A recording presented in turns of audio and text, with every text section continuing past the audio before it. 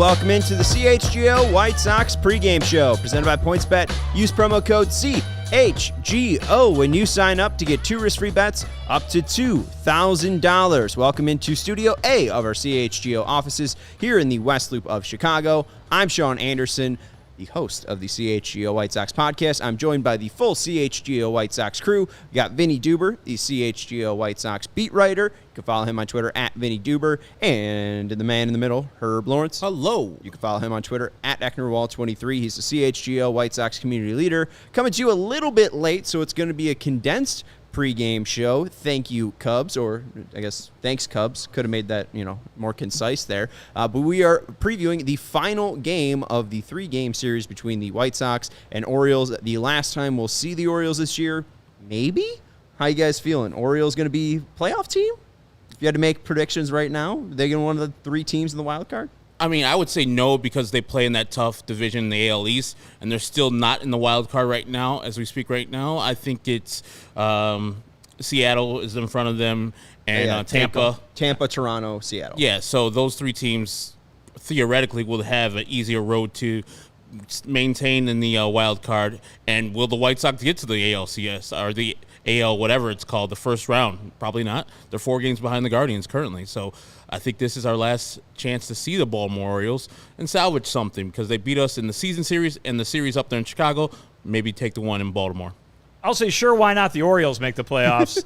I have no idea whether the White Sox are going to make the playoffs or not. I just asked about the Orioles, so thanks for the Orioles. You're welcome. I appreciate that. And thumbs up, Kevin, coming in saying our boy Giolito pitched a gem yesterday. I never doubted him. I don't think anyone's ever doubted Lucas Giolito and his year. Certainly not on the internet. No one's wanted him DFA'd. No one's wanted him to be traded immediately. And no one ever slanders his poor father who just comes in and is like, hey, my son's pitching. I'm excited for my son. And is that what he talks like?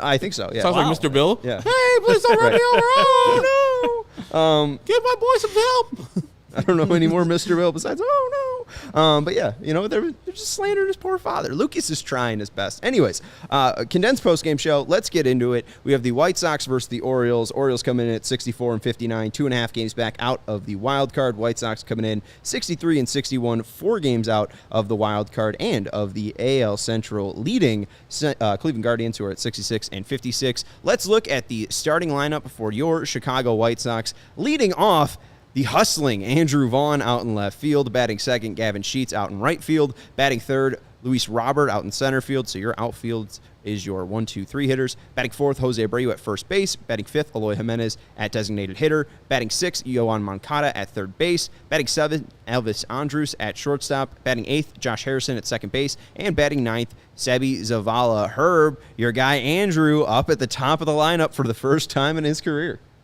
Whatever works, man. AJ's been struggling. Andrew's going to be putting bat to ball for the most part or walking. So it's, when we don't have Tim Anderson in the lineup, we got to try different people. It's Andrew's turn now. It's funny, everybody, and I know we're going to talk all about leadoff hitting. Everybody on the internet's all like, oh my goodness, Andrew Vaughn's leading off. How about Gavin Sheets batting second? Yeah. Not something that I thought that we'd be seeing this year quite at all.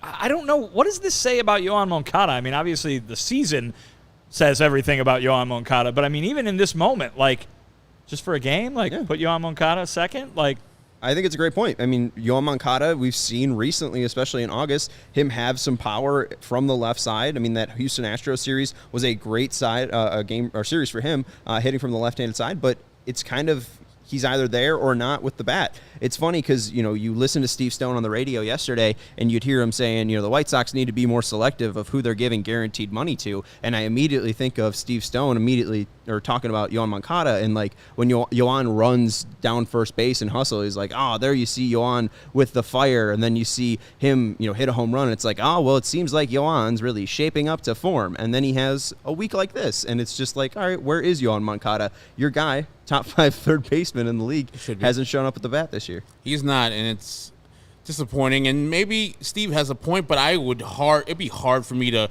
prove that Yoan is just resting on his, I got money in the bank, I don't need to go and play hard type of thing. I don't know if it was exactly just about Yoan. He could have been talking about Eloy or Luis as well. Yeah, and I understand what he's saying, but he's inferring that these guys got comfortable, they got their money. They don't need to try hard anymore. There's no incentive to be a better player. I think Yohan wants to be better. I mean, you see the defense is sparkling. I don't think he wants to be the hitter he is right now, below 200 on bases in shambles. Last year, he was a hitter that was on base 38% of the time and doing a good job, and still, for some, it wasn't enough. You only hit 19 home runs. Where's the power bat? Where are you going to turn into the guy we saw in 2019? It's always something with people because we put these unfair expectations on Yohan Moncada, Luis Robert, Eloy Jimenez.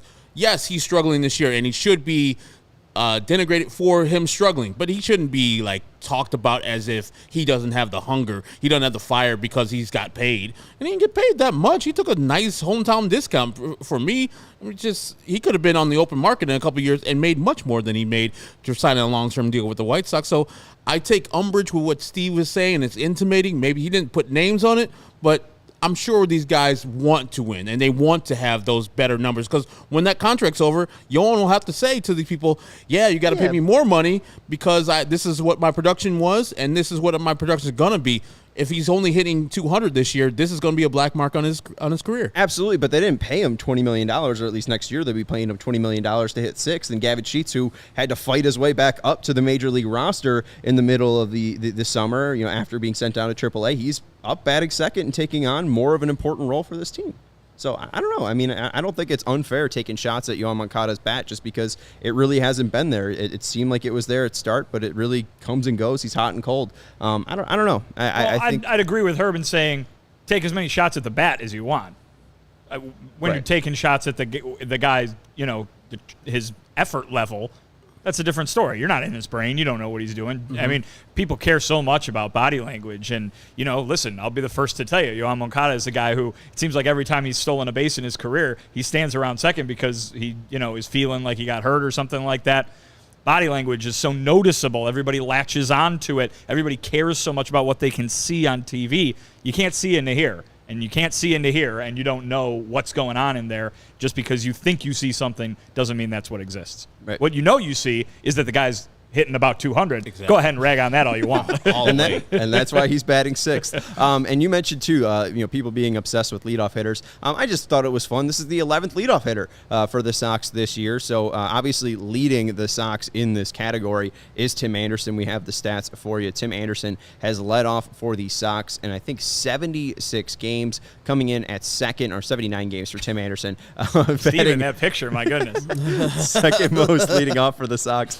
A.J. Pollock with 26 games. Danny Mendick's led off 6 times. Leary's led off 4 times. Josh Harrison 3 times. Yohan twice. Luis Roberts led off once. Lenyn Sosa's led off once. Yasmani Grandal led off once. Adam Engels led off once. And Andrew Vaughn, with that great facial expression, now joining the club. What does Jose Abreu have to do to get his name written in the number 1 spot? I love this. All right, so we were talking about Jose Abreu's issues driving in runs, right?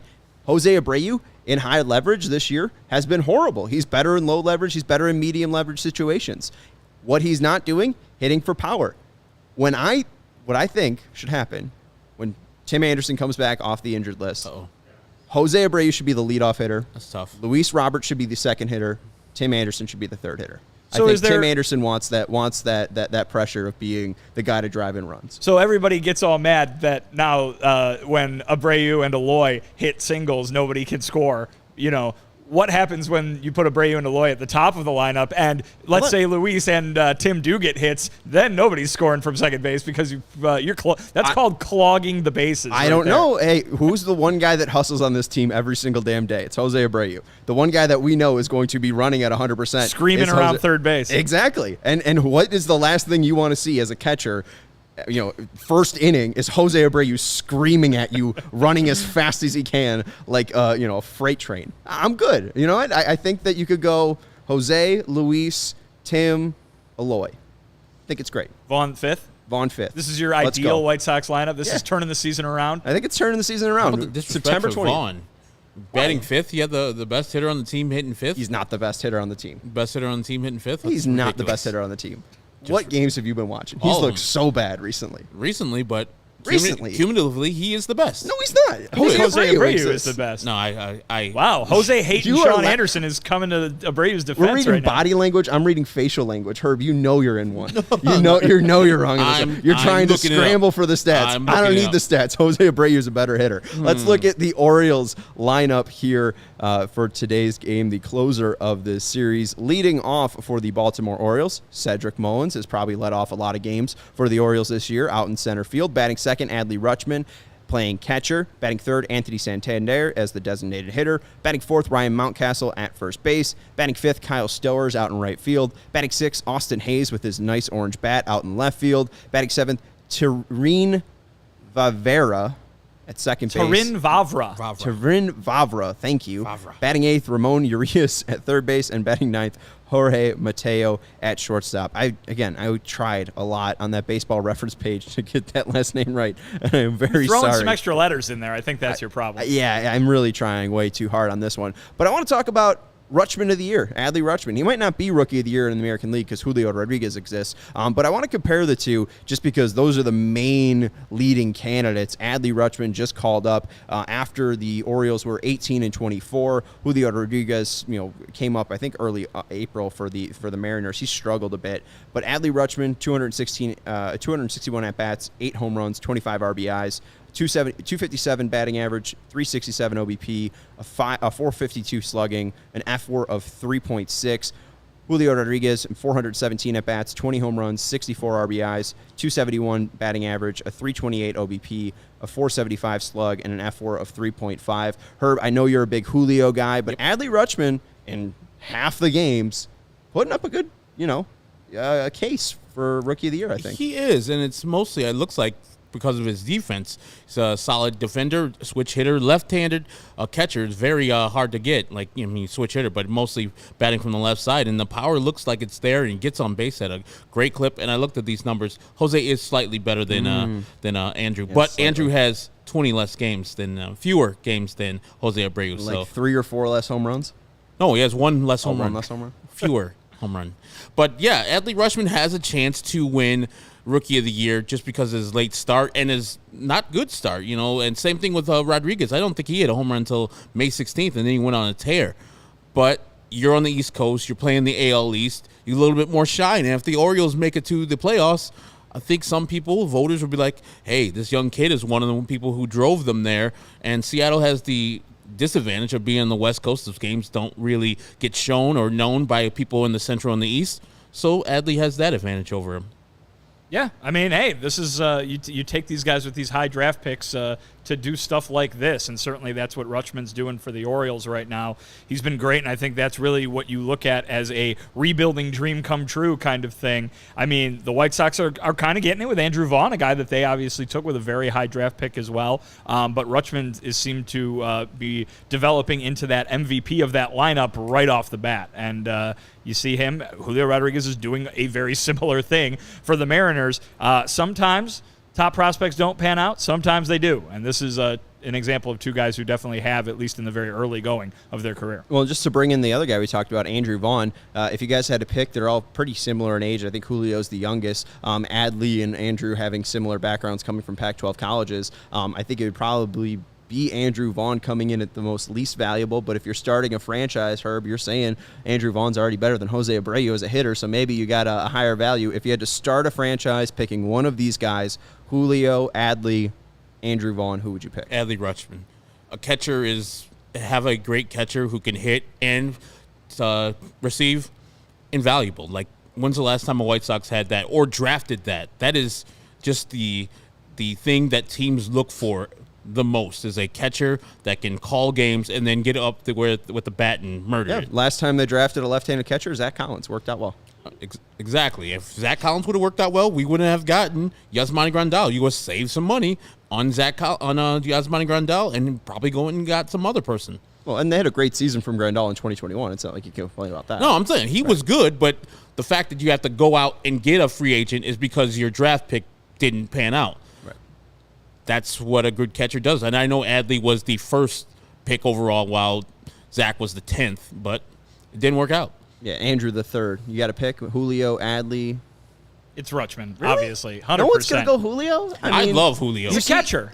Herb's exactly right. He's a catcher. I mean, center field's pretty important. I'm just saying, give me Joe Mauer, and I'll go ahead and find another center fielder. And I can find a center fielder playing shortstop right now. You can't find a catcher playing first base. That's fair, but also, like, Mike Trout was also a center fielder. Mike Yes, Trout or Joe Trout's Mauer. the best player ever. Yeah, but, Julio Rodriguez is pretty good. He is pretty good, and he's young, but you've got on equal footing right now. You said the F WAR is pretty much the same. Right, and half the games. Good God, y'all. It's hard to say. F WAR, what? Oh, What is it good for? Yeah. Never mind. I got you. I'm sorry. Adley Rutschman, you see. No Edwin Starr fans. I said I got you. Like, I got you. what was that, 100? Bruce Springsteen covers that one all the time. 150 fewer games, and he's a higher F WAR? Yeah, I'll take him. The guy who's commanding the game from behind the plate. Adley's plate. Now the internet's slow. Vinny's vaunted nemesis, the Wi-Fi in this building, is acting slow. So I'm not sure how many games Adley Rutschman has played compared to Julio, but I think it's about like at least 30 or something less. Julio did have a little bit of an injury issue. We're going to have to do the post-game show from the library, maybe. Maybe. Adley's played in 75 games, and we have Julio Rodriguez has played 107. So about 30 game difference right there. Let's go to the pitching matchup. We got the Big Bastard versus Jordan Lyles, and I see Baloney saying Adley and Jason saying Adley. So hey, maybe I'm in the wrong spot here. Maybe I think Clark's Julio's with you. pretty good. I think Clark's saying health concerns usually wear down elite catchers far too often. You saw that with Buster Posey, Joe Mauer. The only guy that it really hasn't, Yadi Molina, but he's not like an athlete. But Adley's pretty athletic. But then you can transition that guy to first base, and he could still use his power bat. Right, but then he loses so much value being at first base. And, He does. Julio Rodriguez being out in center field does that for 12 years. That's better than Adley doing it for like 8 at catcher. But I don't know. It's an interesting conversation. These guys will hopefully have long careers, and we can debate it. 8 years from now. And hopefully that Andrew Vaughn makes it academic, and he's better than both of them. Yes, it won't happen. Hopefully, but he could be a great defensive first base and help out the F WAR. Anyways, let's go out to let's go out to the starting pitching matchup today. It's Jordan Lyles versus Lance Lynn. Jordan Lyles this year in 138 and 2/3 innings at a 4.61 ERA, 159 hits allowed, which is a league leading stat. 119 Ks. 45 walks surrendered, an ERA plus of 87, and Lance Lynn 71 and 1/3 innings pitched, a 5.30 ERA, 76 hits allowed, 75 Ks, 12 walks surrendered, an ERA plus of 75. I did see earlier someone asking, I think it was Thumbs Up Kev, where's Lance Lynn's velocity been recently? So he was under 92 for a large part of the season. He did hit over 93.2 on average velocity back on June 25th.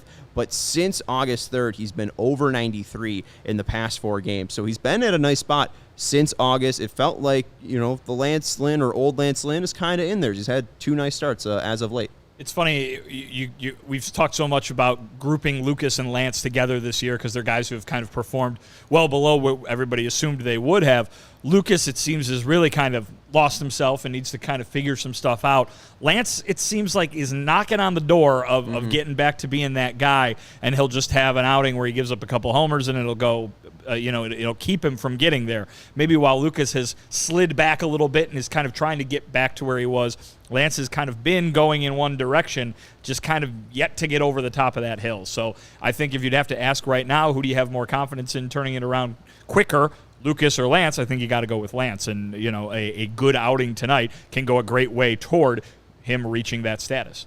I mean, we talked about it. If we're going to the playoffs and if we're going to make it to the playoffs, I think Lance Lynn's a big part of that. And I think that Lance Lynn right now is the outside looking in on the rotation if we're going 1, 2, 3. Him being the pitcher that he has been for the last couple starts, I think he can get himself into that conversation, especially since Michael Kopech is on the IL right now. But we need to see more from Lance Lynn. We've seen the strikeout pitch. We've seen the good velocity as of late. And when he gave up those 2 home runs to Kansas City, gave up the 4 runs, I didn't even think it was a bad start. 4 runs should be not plenty, but he should have a team that should score more than 4 runs versus the Kansas City Royals. I think Lance Lynn will have a good performance today versus the Baltimore Orioles and keep the White Sox in this game. I don't know if they can hit Jordan Lyles, though. The last time they faced him, well, they'll hit him. We'll get to that in a second. They'll hit him. But will they score any runs against them? They should be able to hit him. Gavin Sheets hit him. That's probably why Gav is up at second. He had a home Solo run. shot? Yeah, solo shot last time the Sox saw Jordan Lyles. But Lance Lynn, in the month of August, 23 2/3 innings pitched, 26 strikeouts. He's got an ERA of 3.04. So if he has a nice outing, that could be a month with an ERA under 2. And I think a lot of it is because that velocity's coming back, and I think he's probably feeling real good. I feel like he's probably got his legs under him, probably helping out his back. So that's been good to see. He's induced 31 ground balls in the month of August. So that kind of shows you that he's with the strikeouts, with the ground balls. He's really kind of rounding back into form. It is time to now tell you about the PointsBet Power Hour. This has been one of my favorite promotions that PointsBet Sportsbook has ran so far. They're counting down the days until the new football season with a new offer every day until the season kicks off. From now until September 8th, PointsBet's Power Hour will unlock a new daily offer from 12 to 1 p.m. Central Time. They just had a new offer today for the U.S. Open. You could have got Serena Williams at plus 80 to 1. She was at 40 to 1. You could have got her 80 to 1 from the hours to 12 to 1 p.m. to win the U.S. Open. So it is a fantastic deal that they are offering every day until September 8th. Take advantage of it now by signing up for PointsBet using the code CHGO to get 2 risk-free bets up to $2,000. Do not miss on your chance to get daily access to free bets, boosted odds, and so much more now through September 8th. But that's not it. If you make a $51 or more first-time deposit, you'll receive a free CHGO membership, which unlocks all of our web content, and you'll even get a free shirt of your choice from a CHGO locker. And all you have to do is make a $51 or more first-time deposit using the code CHGO. Don't just live your bet life. Live your bet life with PointsBet. If you or somebody you know has a gambling problem, call 1-800-GAMBLER for crisis counseling or referral services. Herb, you mentioned Jordan Lyles and his, last start against the White Sox. He ended up going 7 innings against the Sox in a 4-3 loss against them. The Sox had 6 hits, 4 earned runs, 1 walk, 4 strikeouts, and 1 home run coming off the bat of Gavin Sheets. So now I propose to you guys, who are your clicks to pick, and what is your prediction? Vinny, we'll start with you. All right. I took Gavin Sheets last night, so I couldn't take him again. Self-imposed rule. I play fair. I play by the book. So I'm going to go with Sebi Zavala tonight, who seems like he's been on base a good deal lately. I mean, 3 walks, and this was from Sox Nerd. The third Sox catcher to draw 3 walks out of the 9 spot in Sox history. So and I have to guess the other 2? No, you will not. I don't even remember them. You don't remember them? No. Okay. Then I'll just say one of them was Mark Johnson. And I'll say the other one was Charles Johnson. Sebi Zavala joining the Johnsons there. A historic night joining the Johnsons. Yeah, of course. So I'm going to go with Sebi tonight as the click to pick here. I will say the White Sox lose this one by a score of 4-2. I'm going with Eloy Jimenez. Took a night off because of the ball, 100 mile per hour ball right to his elbow. He's fine now. I think he was hitting well before, and now he'll be driving the ball back out of Oriole Park. Tonight, I'm going with the White Sox winning this game at a low score, 2-1. Lance Lynn shoves. I liked Edgardo saying tonight's first hit will be a single. Alec is going with Andrus as his pick to click. Bowie's going as Lubob as his click to pick. We like La Pantera better than Lubob, so please adjust accordingly. Andrew Vaughn. Bowie's just shouting out his friend Lou Reed there. That's why. Oh, is that what it is? Yeah, David Bowie and Lou Reed. They're good. They're good buds. So that's what it was. Did they do Under Pressure? No. No, that was Queen. And that was Vanilla Ice. That was Vanilla Ice. Yeah. That was a little bit of change. That was the guy that Herb was talking about with his, holding the mic. Herb suggested I should just hold this giant mic like Freddie Mercury. Somebody to love. Anyways, our guy Matthew Cortese saying 5-0 White Sox and Andrew Vaughn with the leadoff hit. No hitter prediction. What the hell? No hitter. You're falling off, Cortese. Won't be getting it. 3-1. The Mariner win over the Cleveland Guardians. The White Sox are 3.5 games out right now. Yes. All the runs scored in the first inning. There you go.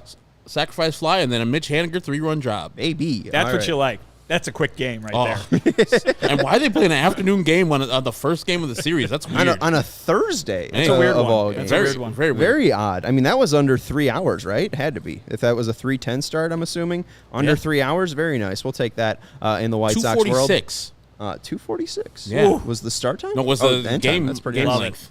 I'm going to And go. we're going to get more of those next year when the pitch clock comes in. Mark Burley Baby. pitching in that one? Marco Gonzalez, close. Hey, I'll be going with Andrew Vaughn for my click to pick. I think he'll have a big day as the leadoff hitter, or so I hope.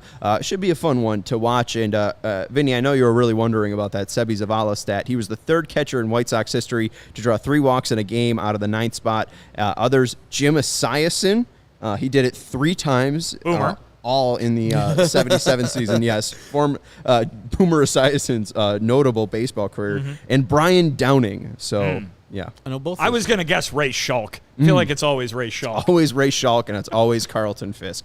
Anyways, I will go with a White Sox win, and I honestly think they hit the hell out of Jordan Lyles. Just one night, they hit the hell out of a right-handed pitcher. They win 7-2. White Sox move to 3 games behind the Guardians. We will see if our predictions come right. Mr. C going on the complete opposite end of me. Sox lose 15-1. So hopefully we That'd can be bring. a long game. We don't want that. Hey, maybe they scored in the first inning, and then it breezes through. No, too long. that would be position players pitching, so that'll be longer Yeah. too. All right. Well, hopefully it's a quick game for Vinny's sake. He wants the weekend to be here. Join us Don't on we the all? Come on. CHGO Sports YouTube channel. Hit that notification button so you do not miss out on our show. Cover the postgame and the White Sox series ender in Baltimore. That's Vinnie Duber. You can follow him on Twitter at Vinnie Duber. That's Herb Lawrence. You can follow him on Twitter at Ecknerwall23. I'm Sean Anderson. You can follow me on Twitter at Sean_W_Anderson. We will talk to you after the game. Go White Sox.